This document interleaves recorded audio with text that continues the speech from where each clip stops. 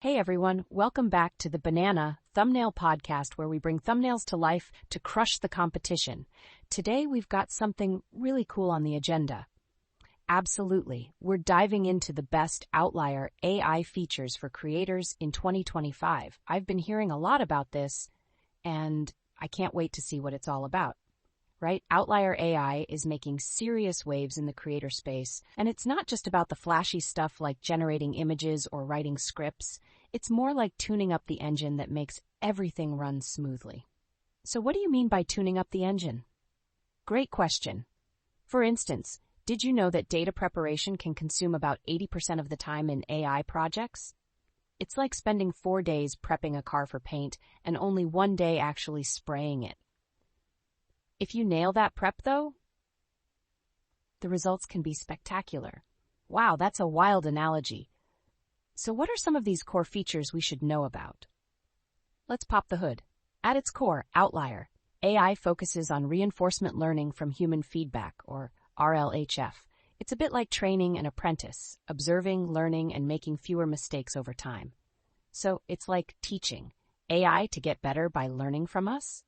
Exactly. One of the biggest features is outlier detection, which acts like a diagnostic tool. It scans through your data, whether that's prompts, images, or scripts, and identifies the weird stuff that doesn't fit.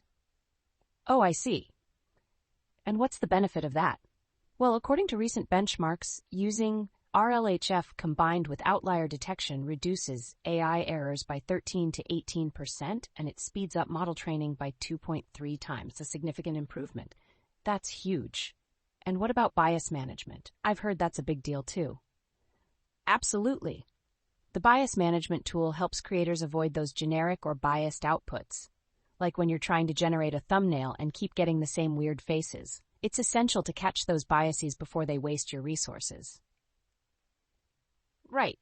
That's got to save a lot of time and effort. For sure. And let's not forget model monitoring. It's like having a scanner plugged into your car's system while you're driving. It keeps an eye on how the AI performs in real time, which is critical for anyone using AI in their workflow. That makes total sense. You really need to know if the quality starts dipping. Exactly. Plus, the cloud-based deployment means you don't need a supercomputer at home. It's convenient to just log in and get to work. Speaking of speed, how does Outlier AI actually help in speeding up content creation? Great segue. The Creator Collective YouTube network started using Outlier's RLHF features for their script writing models. They saw a staggering 3.2 times increase in script output, going from 20 scripts a week to 64. And what was the impact on their views and revenue? Their viewership shot up by 47%, and they pulled in $127,000 in just 3 months. That's real money. That's insane. So, is the key here that Outlier AI can customize to match your specific style? Exactly. Generic tools give generic results, but with Outlier AI, you can fine-tune a model that learns your tone and style. It's like having a custom assistant working just for you. I love that. So, what about image generation? I mean, isn't that a tricky part for creators? It is. Standard AI image generators can be hit or miss, like getting an image with 6 fingers sometimes, but with Outlier AI, you can guide the AI by saying, this image is great, but this one needs work. Over time, it learns your preferences. That's brilliant. I've seen creators struggling with thumbnails for hours. Yeah, this can save them so much time. And if you flag inconsistencies in character faces, it helps streamline the process.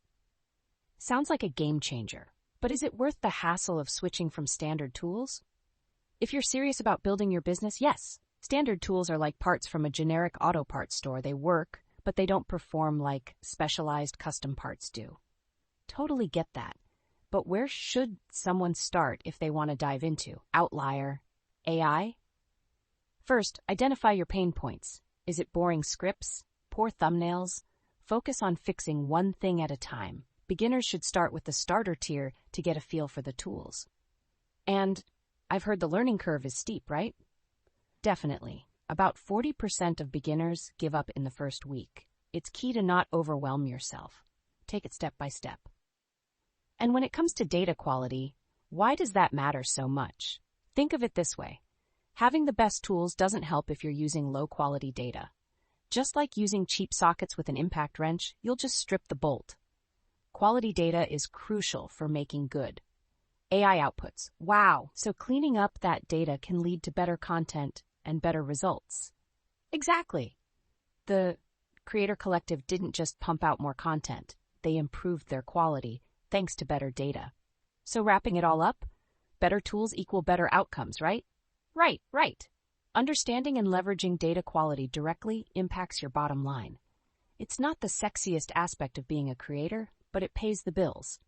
What a fascinating conversation. Absolutely. So that's a wrap for this episode of the Banana Thumbnail Podcast. Thanks for listening, and we'll catch you in the next one.